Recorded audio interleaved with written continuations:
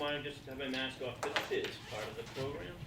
So I just wanted to welcome everybody to our February LAPC meeting. And Kim has passed out or created an agenda for everybody. And, you know, we have a special presentation, but by Lieutenant Friel regarding hazmat issues and how the response team works. And we had a reason for that, and I'll finish that at the end of my report. So the only,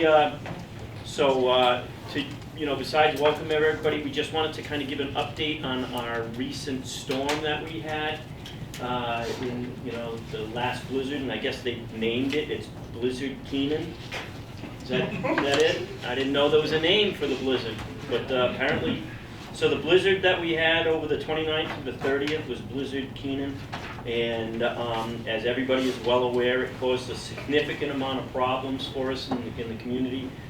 We had significant, snow levels and snow loads, and because of the high winds that were associated with the storm, it created quite a bit of power outage through not lines coming down, whether it was because of tree limbs or trees themselves and poles. It created, once again, another problem. We kind of had just as much damage in the October storm, but the October storm came with warmth. I guess if you wanted 56 degrees is warm, I'll take that any day, that was fine.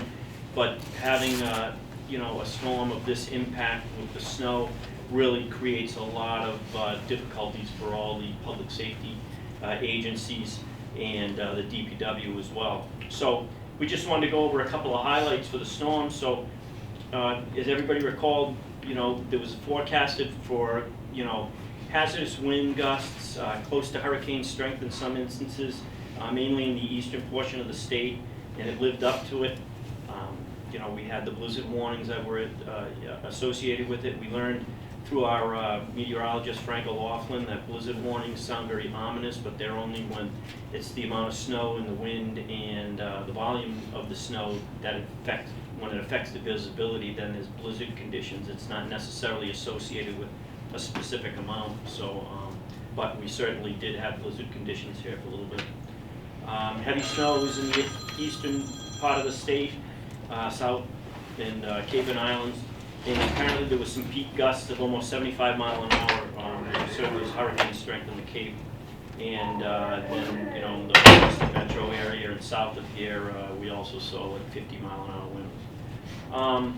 So prior to that, there was a lot of planning on our part through the Barnstable County Regional Planning Committee, the local emergency planning committee, and any time there's a storm that's ramping up, like for the snow that's predicted tomorrow, it sounds like it's going to be some warm air infusion, so that's good. It'll keep levels down around here. But we meet sometimes, at least once a day, but sometimes twice a day leading up to the storm, which we did.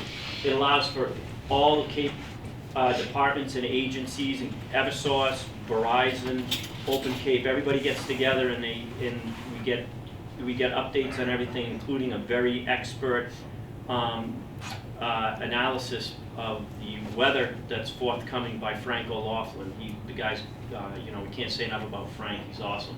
Frank also, on a side note, is part of the ham radio or amateur radio group, and he helps in the MAC that's up in operation, and he wears 2 hats, and he's a busy guy during that time frame. So that being said, everything was discussed leading up to the storm, and we all coordinate our activities and understanding of what's coming, and that helps us to develop our plan for our Emergency Operations Center, which we activated here the day of the storm at 6 o'clock. So prior to the storm, we had everything set up in here, so all we had to do was to come in and turn the lights on, and once we did that, we were up and running. Our EOC, when it was activated, consists of 2 of our staff members, generally myself. My on-duty deputies are responsible for different operational planning, so we sometimes split the town in half, north and south, so that each one of them is in a different place so that we can kind of coordinate activities in different parts of town. We also had a representative from a couple representatives from the DPW, the police department, and also our communications administrator, Chris Campbell, was here, and everybody staffs this this half of the room, and anybody that has anything to do with the town administration also comes in and, you know, discusses, you know, the ongoing issues.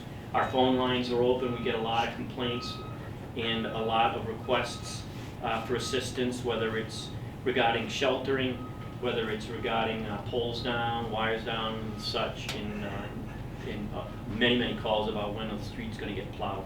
And we're kind of a clearinghouse for that. And you know, when we're in here, it really does hum, and we've gotten better and better over the years. So it's actually, you know, we're very fortunate that we have such an experienced group that comes together. Also, for the fire department side, we put extra personnel on the night before, so that Friday night we had extra personnel, and then by Saturday I held over the shift that was supposed to go home, and we held them. So we had about 26 to 28 personnel on duty to respond to calls. And during that time frame, from the 28th to you know, Tuesday, and even though Tuesday it was kind of, things were getting back to normal, you know, we were still seeing a lot of calls associated with the storm, mainly because of the cold and still the power being restored in certain parts of town, which creates a lot of alarm issues for us. So throughout the storm, we answered close to about 180 calls. On the storm day itself, there was well over 50, and then the next day there was well over 50 calls.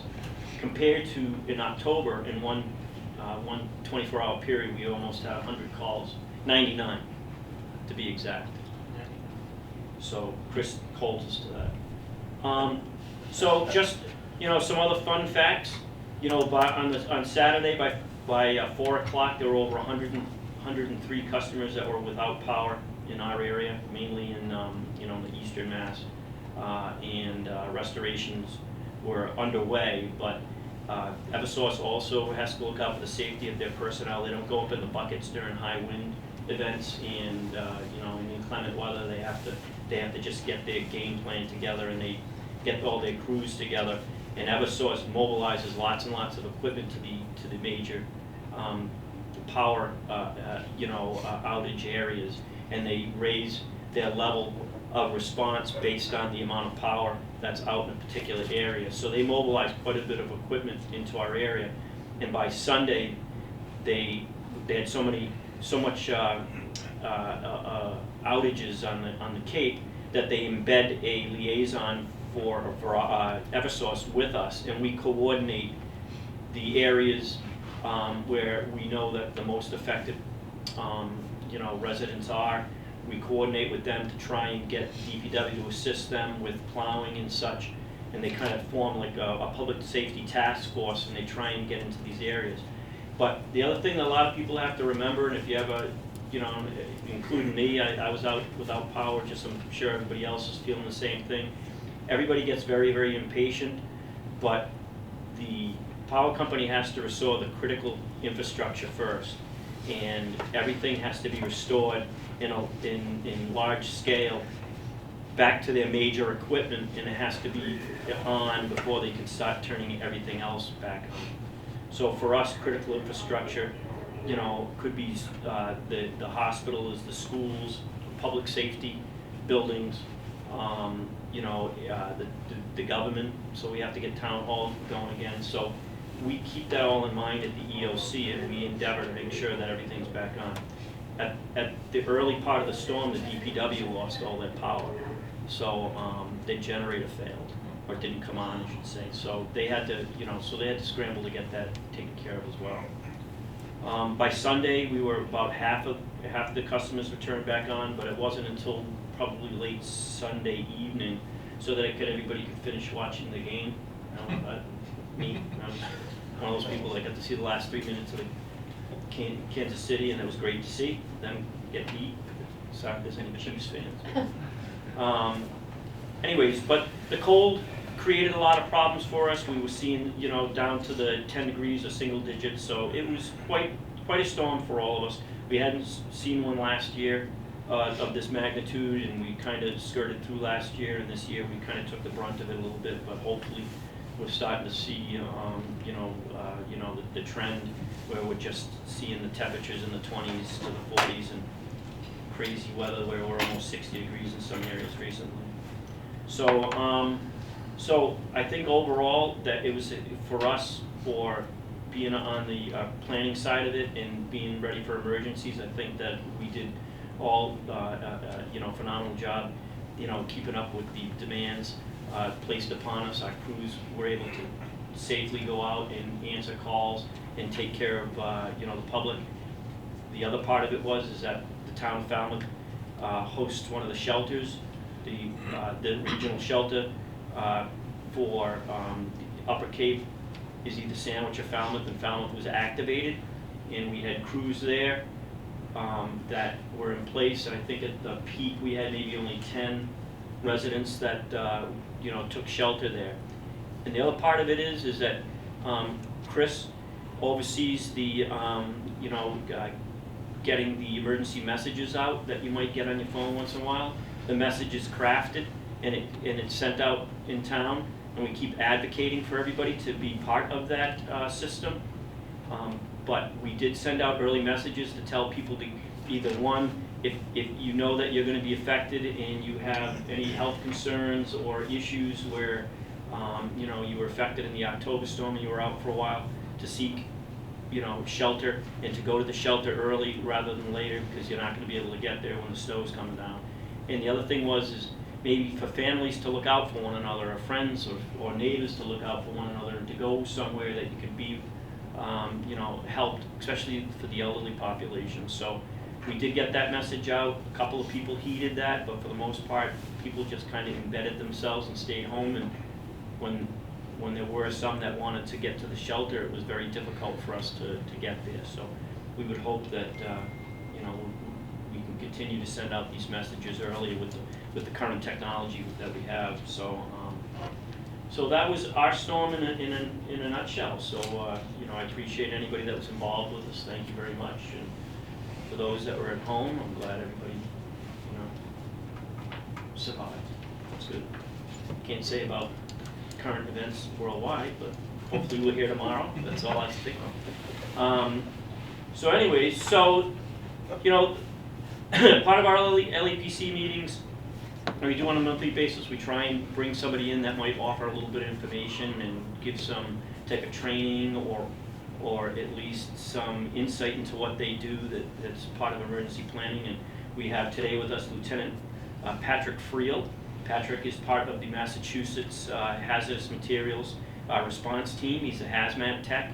He's also a full-time employee with the Falmouth Fire and Rescue Department, and he gets deployed all over the place when they're activated to respond to any type of hazardous materials incident. And Patrick's been doing it for a few years now, and he's moving up the chain, and he's become a valuable tool and resource for us when we have questions and concerns. And he's going to offer a little bit of insight into what they do and what they can offer, and I'll leave it over to you, Patrick. All right. Yes. How's everybody? Awesome. All right, let's see if I can figure this thing out. I'm just new into PowerPoint. So, which one makes it go? You gotta do the arrow to the right.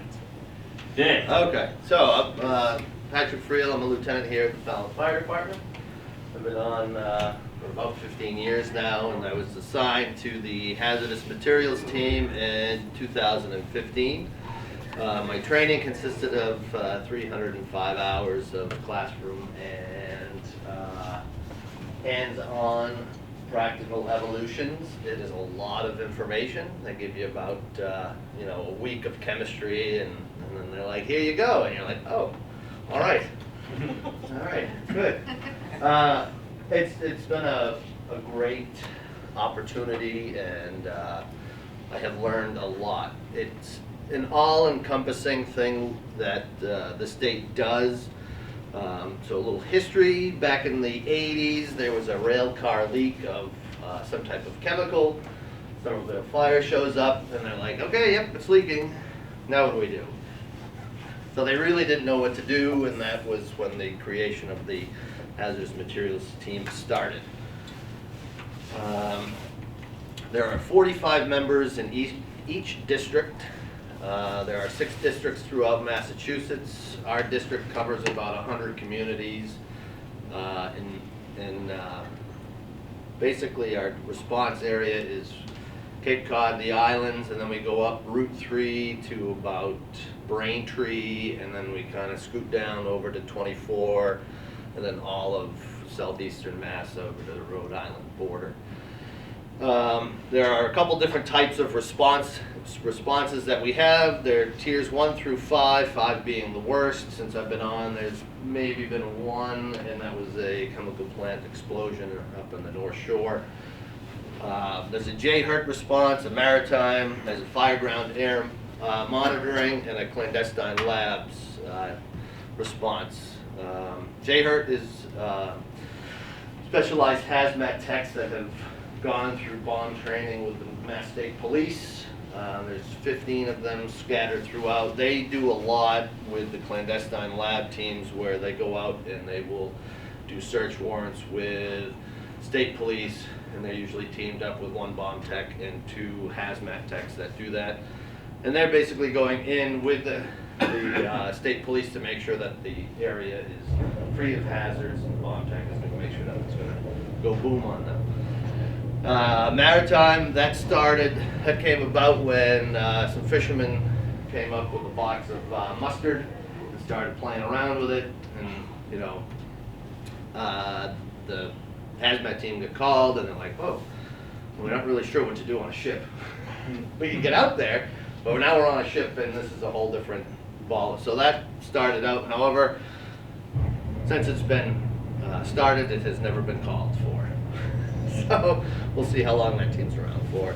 And then the fireground air monitoring had started a couple of years back with, obviously, when there's a fire, and these are usually in some type of specialty building in which the products of combustion can be very hazardous for the community, and we will go out and we can set up area monitoring. We can do plume modeling to see which way maybe the smoke is going to go, and we can kind of go around and assist the fire department with monitoring special areas that might need to be monitored. In our District 1, we have this apparatus, which is the TOMS, which is 11 and 15, Squad 14, which is the truck that responds down here mostly, and the ORU, which is 12 and 13. The top apparatus is basically, I would say, like the science behind everything. It has computers, it has meters, and does all of the science behind how and what we're going to do, and some of the basic ensembles that will wear SCBA, level A suits, level B suits, gloves, and that kind of thing. The ORU carries all of the equipment: shovels, pails, buckets, ropes, toolboxes, anything that we might possibly need to do an operation. It has like a plethora of suits, and those are the apparatus. The squad that's in Yarmouth is kind of a combination between the two, the TOMS and the ORU, so that we can kind of do a little bit more while we're waiting for others. But as you can see on this map, District 1, but you can see the outline is kind of the green and yellow and the blue here. So it's a very large area. Activation, it usually takes 45 minutes to get enough guys together to kind of get things going. We try to get someone on scene within 15 minutes, and we use a program, I am responding, and everyone enters in their time, and it's then dispatched out by MEMA. They had recently taken over. And also up there I kind of put the areas of our response. Which truck is this? That's the TOMS. So this has some equipment on it, but it mostly has meters. It probably has, you know, a couple $100,000 worth of meters and computers. It does also have we do carry some antidotes on there. We do carry Narcan, and we carry some auto-ejectors of atropine for other things. This is our squad, and this has a lot of stuff in a small profile. This is the ORU, 12 and 13. 12 used to be in Sagamore. It has been recently moved to Wareham. But this has all of, like I said, it's just stuff. So, buckets, shovels, plastic wrap, trash bags. It has our foam. It has a bunch of different items for neutralizing different types of products. Good question for you. Are these vehicles mobilized regardless of the tier? So on a tier 1, you're gonna get either this or one of these. On a tier 2, you'll get one of these, so you'll get an ORU and a TOMS. If it's a tier 3, then you get all of the trucks. Okay. Thanks. And if you need additional stuff, we can call in for it. But these only come out, so these ones only come out for a spec. They have, I think this ORU 12 has a chlorine meter, an area array, which is one of the meters we can stick out somewhere, and like a 4-gas meter. So it's not there to be used for that type of equipment. Let's see. So these are just some of the stuff I said. So rail equipment, toolboxes, foam, rail equipment. So we do rail cars. Rail cars are a bit tricky. The last one we had was over the summer, and it was a tank car of sulfuric acid leaking in Attleboro, I believe. I did not go on that call, so I don't remember exactly what the end result or what was leaking. We have all sorts of pumps for transferring liquids. And again, here are the tiers. Most of the time they'll start out as a tier 1. The ones that usually get ramped up right away is a gasoline tank or rollover. That's usually started out as a tier 2 or 3 because of how many people you need. And also in the state there's only one truck that carries proximity suits, which are the tinfoil suits that you see at the airports.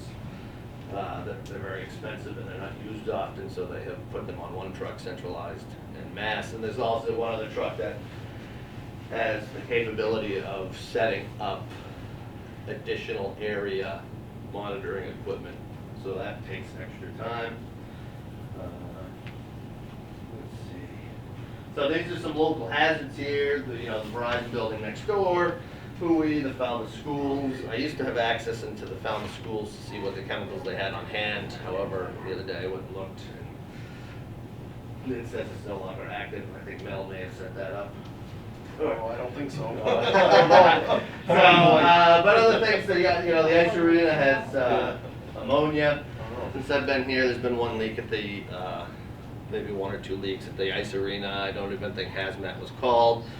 And the system worked there. It set off an alarm at the threshold limit, which I think is probably 35.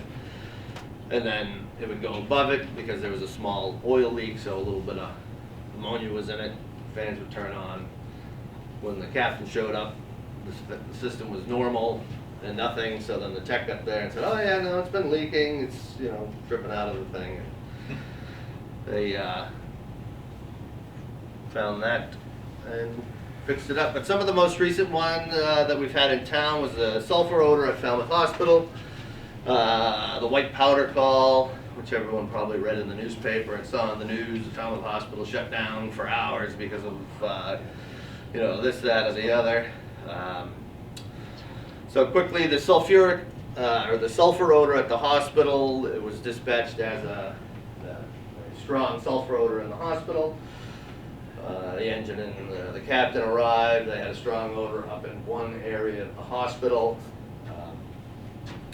They did some metering, and the chief or whomever, I'm out of work right now, so I only know very little about the call, but the initial metering on our meter for hydrogen sulfide got no readings. All of our other metering equipment came back as normal, and so it was isolated to, I think, one room or one area, and it appears that it had come back to a chemical that some plumbers were using, but the hazmat team was called out to make sure that there was no actual issue or other type of problem in the hospital. The white powder call, that was kind of a tricky one. I think that might still be, being investigated by Bourne Police and the state. I don't know how much I can actually say about it because of that. But as what was said in the newspaper, there was a fentanyl hit on our meter. But we were able to narrow it down to what it was and what kind of mixtures that it is, and it kind of gives us a good idea of what we're dealing with.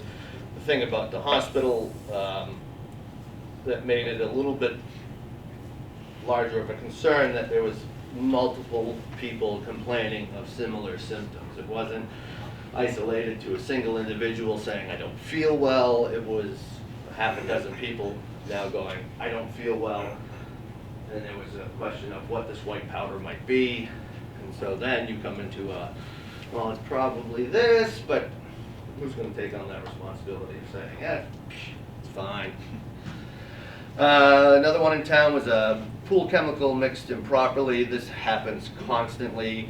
A lot of people will take their pools, chlorine, and they just dump it in a bucket and turn the water on, which you're not supposed to do. You're supposed to add the big bag, the little tiny bag of stuff to the pool itself, not just a little bit of water. Makes a nice reaction.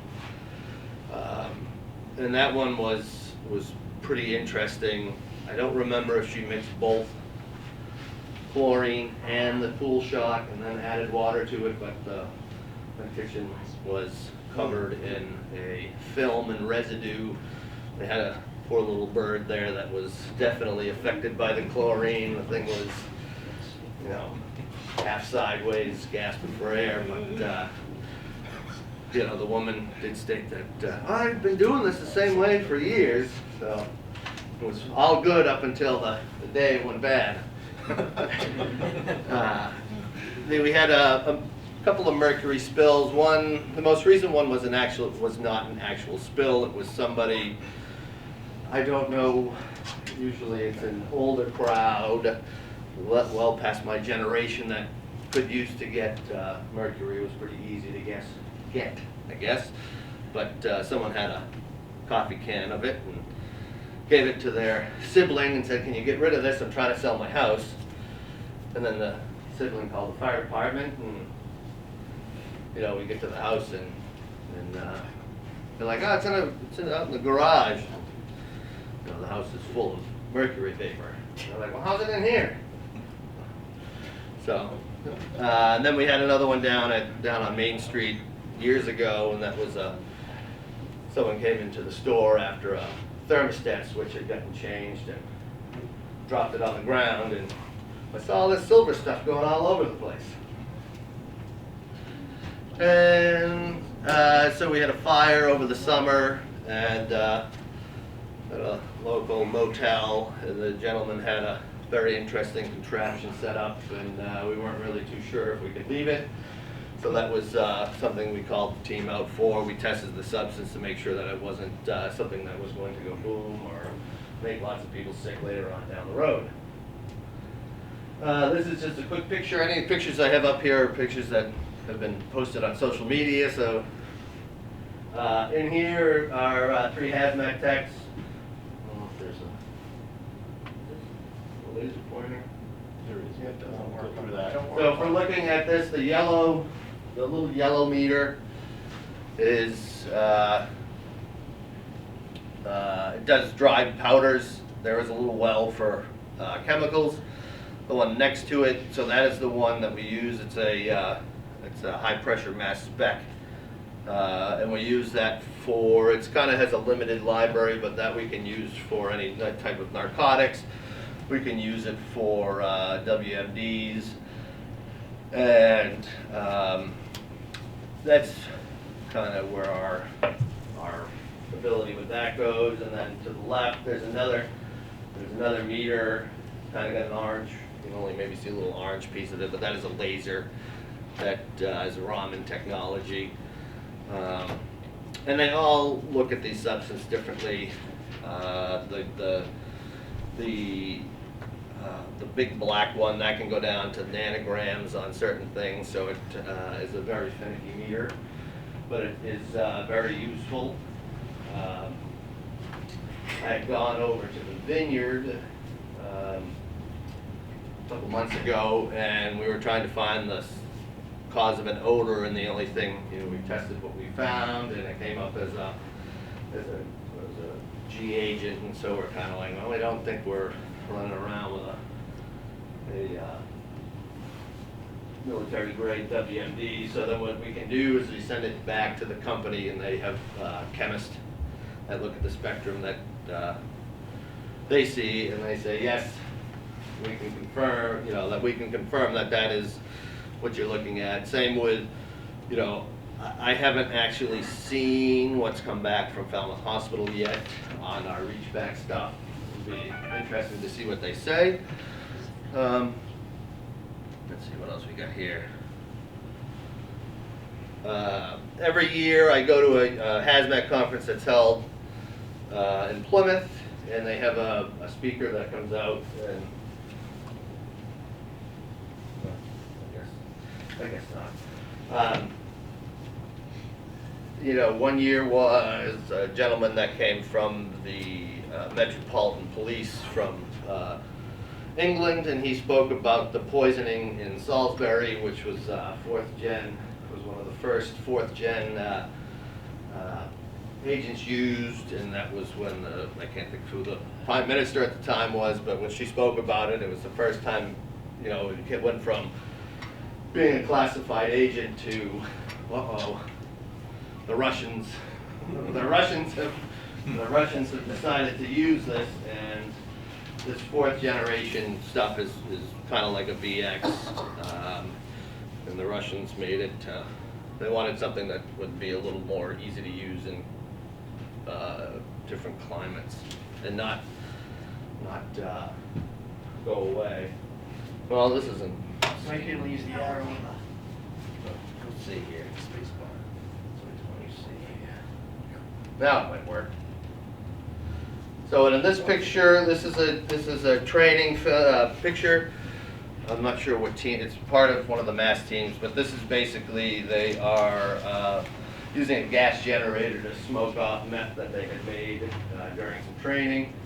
This is one of the more common things that we see is a one-pot meth, and basically they're smoking off to get the separation after doing their art, as they like to refer to it, and they'll filter it all out after, and they'll have their product to sell. I don't know, a lot of these things. Another thing we talk about, and we usually get one or two of these a year, is a chem suicide. If you walk up to this and see it, it's a good idea to heed the instructions on the paper. People do it. Sometimes they die before they get the poster up, but you can go onto Amazon, eBay, Google search, and you actually can get nice pretty pictures, and they'll send you out all the stuff so that when you print it out, it's nice and legible, and it will have, they can have hazmat diamonds on it, but they give you all the instructions on what to do and what chemicals to mix and whatnot. And the last thing I have up here is the Anarchist Cookbook, which is a book that came out many years ago, and it's you go onto Amazon, I think it's $25 or something. But there's this book, there's plenty of others, but the author of this was basically like, well, they already know how to make it, so the information we're getting out is really already knowledge that these people have. But if you ever see that at someone's house, question them. Maybe check out who your friends are. And just other things we do talk about. We will talk, terrorism. We do talk about what the up and coming things are, what the terrorists are up to, who they're looking into, what they can do. And a lot of the stuff nowadays is the, go rent a U-Haul and drive down the street, go find what you got, probably find whatever you need in the hardware store or at your local U-Haul and cause mayhem. And it's been, you know, interesting. An interesting, you know, career so far. Other things we do set up, during the marathon, we have trucks and people out, plain clothes and whatnot, just kind of mingling in between the course and setting up meters and that kind of stuff.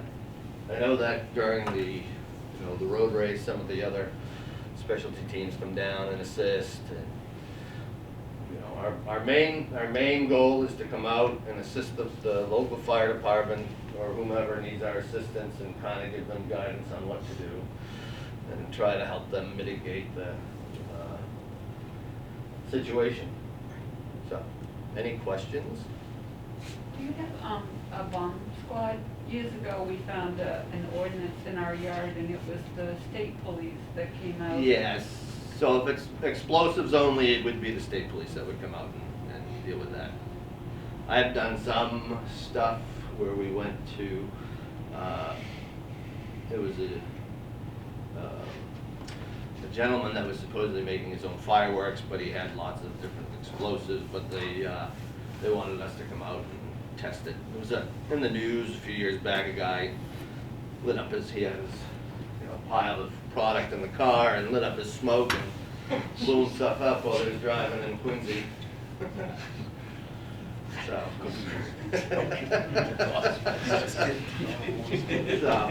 Patrick, how many calls would your team get in your district per year? It's not, it's probably around 70 or so. Yeah, it's about 70. So it's a low frequency, high hazard type of call. So it's there's a lot of risk involved in this because it's something that we do not do regularly, and when we do go to a facility, we do depend on the facilities people to kind of give us guidance on what we're getting into. Obviously, that doesn't happen when you get to something like Falmouth Hospital, and you're kind of like, here you go. But so far, we've done well. So does your team get like the CR Tier 2 reports that towns get as well? So the Tier 2 reports, I had gotten, I can see them. I used to have access to the entire state. I have since lost that because of technology changes, and it's Tier 2 reports. I don't know if you guys know what they are. Tier 2 report is the requirement that people or whomever, they are supposed to report over a certain quantity of a product or item that they may have on hand. I think sometimes it's done, or I didn't know, or so it's not something we look at typically, but we depend on. I know you do it, and however, access to it is not something we look at, or we don't really. Not something you rely on.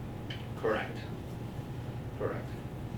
I had a question. You were talking about local hazards, so you mentioned, sorry, you were talking about local hazards, and you Yep. mentioned like Verizon and Bowie and the Heist Rank. Yeah. Are those places, like, tell me a little bit more about that. Are you going into? So like the Verizon building has lots of batteries. So they have batteries that are, you know, you'll go into a room, and, you know, it's a battery this big, and it's just full of acid. So say we're gonna have a fire, you know, there's hundreds of them in there. Bowie, I don't really want to, I don't know, you know, but some of the stuff that they use, they have gotten really good. I don't know, they have hydrofluoric acid to use on some of their stuff for probably breaking up rocks. Looking at some real exciting stuff. So I know about it. It's not like, so it's all in very, like there, it's all very small quantity, and it's all separated, it's all locked up, and it's regulated quite a bit. the ice rink has ammonia, so a lot of refrigeration places or so the rink uses the ammonia to run the refrigeration system. We go to at least 3 or 4 a year. I know of at least 3 so far.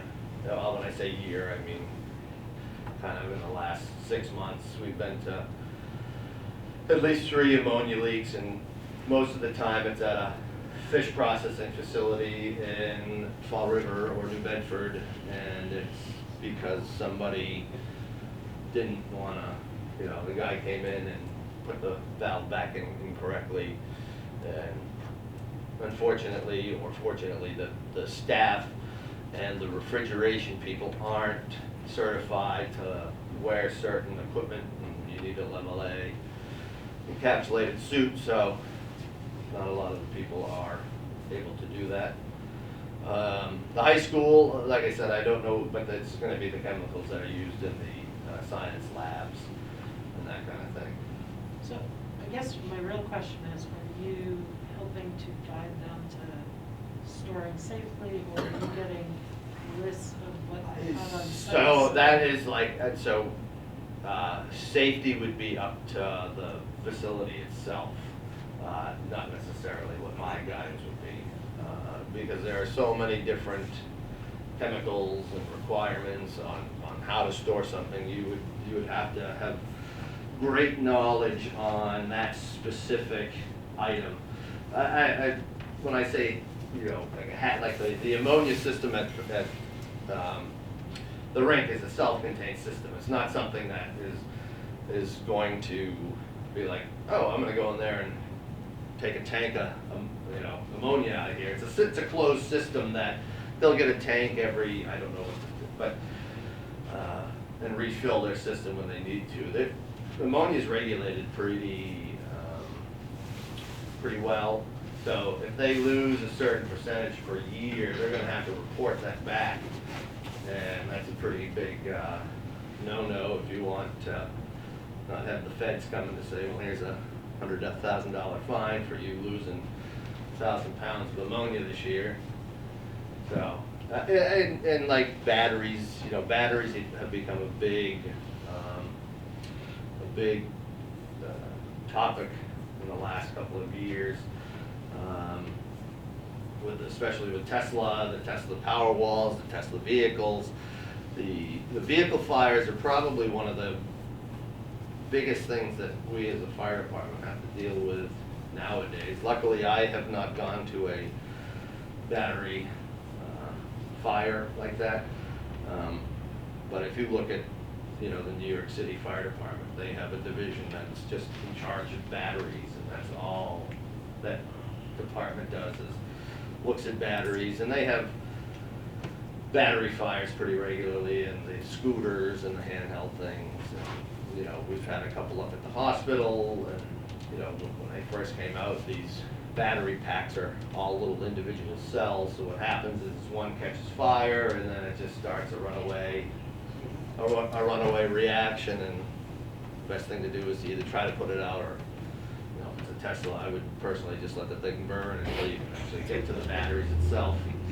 Because otherwise, there's no easy way. It's basically a tank. Things they don't want you to flip over and have something ram through the battery. So accessing the batteries is difficult. So I hope that helped or answered your question. But no, I don't go out and physically give anyone directions on how to safely handle their product. That would be something that I know that Bowie has a guy, and he's good. He's really good. They're very on their game on stuff.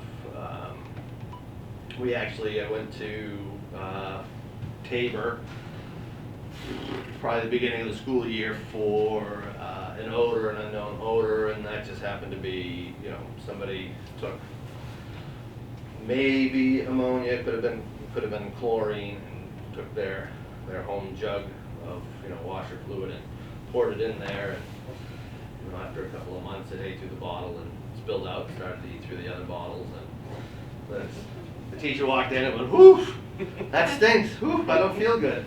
Let's close the door. So, just because it's supposed to be safe, it doesn't always happen. No, I appreciate it. Yeah. I think maybe I'm not wording it correctly, but Yeah. less about guidance, but like, you sort of talked about this list of places Yep. that you're familiar with. Is that something because you're invited to come in and see what they have, or? How does he know about it? Yeah. Yeah. So some of the, well, so some of the things have been to classes. I know that, is it Ron Reef has come in and spoken about stuff that they have. I've been on calls in these buildings, and some of the stuff is going to be in these tier 2 reports that we get. So some of the tier 2 reports, I kind of peruse through them. They're not very exciting. You know, it's just going to be so, oh look, this chemical's in this. That's not really a Friday night fun for me. But I do like to see what's going on in town and kind of keeping my eye on it. And sometimes it just happens to be walking through a building and going, what's that? Why is that here? You know, Accurate Plastics, I can't remember exactly what they get for their stuff. But they do have you know, they have tanks of products there. And this you know, some of the stuff is proprietary, so I don't know what is proprietary around town. And, you know, the crab place in Peck Park, I don't know exactly what their process is. And I just walked through there, I've been through there, and, you know, it's been interesting to see all the different things. So those are primarily commercial buildings. Is there anything that you would say is probably your top home hazard that you've all responded to that seems to be a common thread that maybe people should be aware of? I think pool chemicals. Pool people blow themselves up constantly with pool chemicals. Good to know. Well, they put the wrong thing. I can put this. I got little tablets today. I'll put that in the strainer. It's fine. You know, and then, you know, the strainer blows up and there's a cloud of chlorine floating through a neighborhood, and people are like, "What the hell's wrong with this?" That's usually the biggest thing. Or another big thing is sulfuric acid. They dump it down a drain to try to clear it, and then they say, "Well, that didn't work." Let's see, what else we got here? We got some bleach, then we got this. Man, what's this cloud? You know? And half the time, if not more, you know, you dump all this stuff down, and by the time we get there, we just see a residue, and there's not much else for us to do except for to say, if it's a commercial company, call a cleanup company to come out and clean it up. Or, you know, the stuff's neutralized, you can chuck it. So those are usually the two biggest ones for us. And we usually get a gasoline tanker rollover a year, but that's not household, obviously. So that's about it. Any other questions? All right. Well, thank you for having me. I hope I kind of got some insight into what I do in the habitat world. Thank you, Patrick. You're welcome. All right, well, I appreciate the fact that Patrick had the time to come in and provide a little bit of insight. You know, the hazmat team, as Patrick has indicated, has been a great resource for the town of Falmouth. And as part of that, the state works through the Department of Fire Services. So when we say the state, it's the Department of Fire Services kind of oversees the hazardous materials teams. And they also work with the state police bomb techs and the investigative unit as well, all work through the Department of Fire Services. So we've utilized their services quite a bit in the town of Falmouth. And then recently, as Patrick indicated, we used them up at the hospital, and all it is just an activation. We get a technical team that comes to give us a little assist. They determine what the next levels from there, so if they determine that there's more to it, then they can call in more resources. And we, as the agency that requested them, coordinates the actual incident with our resources to assist them.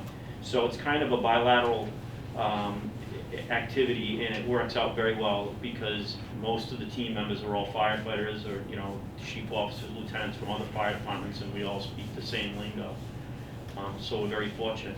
The other thing I'll just mention is that, you know, because, you know, something that was kind of being alluded to is the fact that the hazmat teams come there and identify, and they help to kind of minimize the, or limit the exposure after acknowledging or determining what it is, and they might have some available solution on scene to kind of, you know, to help clean things up.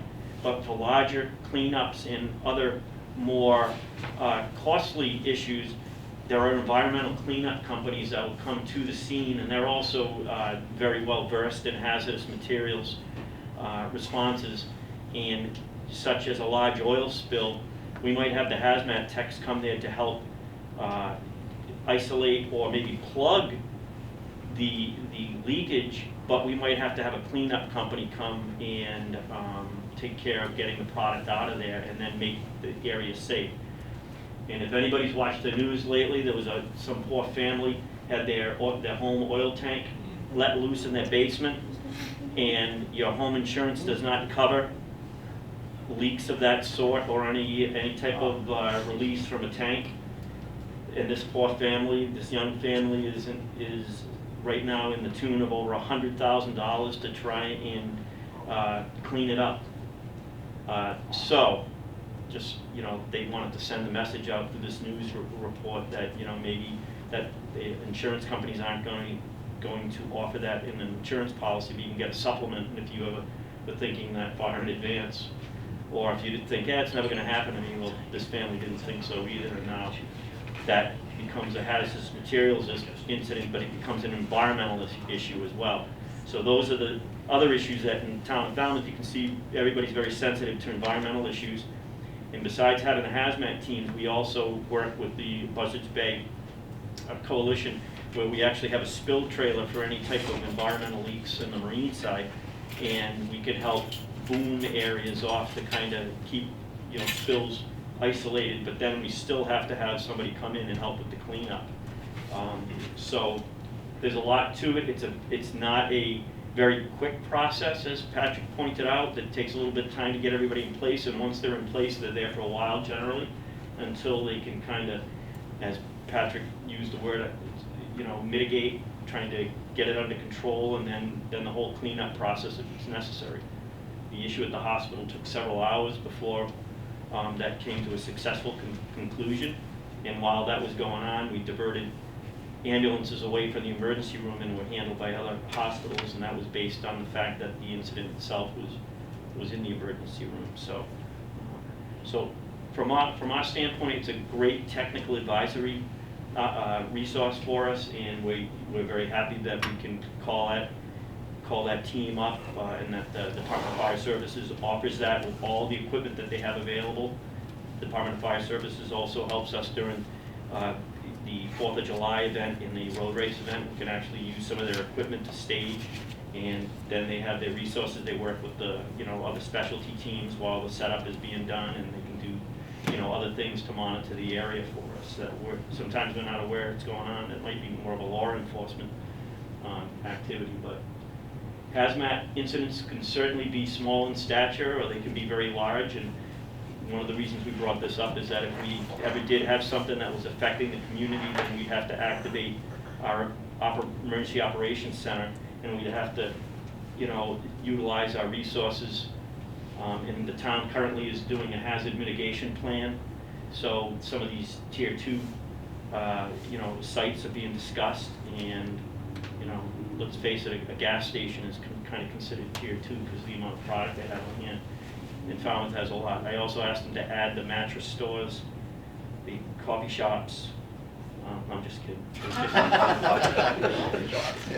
We just have a lot of them, so they want to add to it. Anyways, but we have a lot. But we do have a lot of sites. It's just it's an active town, so there's a lot of commercial buildings. There's some light industry. So thankfully, and Kim does a great job in trying to catalog all that for us as part of her responsibilities, and trying to you know continue to you have our emergency planning through the fire department as well. So it's an ongoing effort, and it's probably one that continues year to year. So so thank you, Patrick. We appreciate it. And you know, anything else anybody had for the good and order of the company here?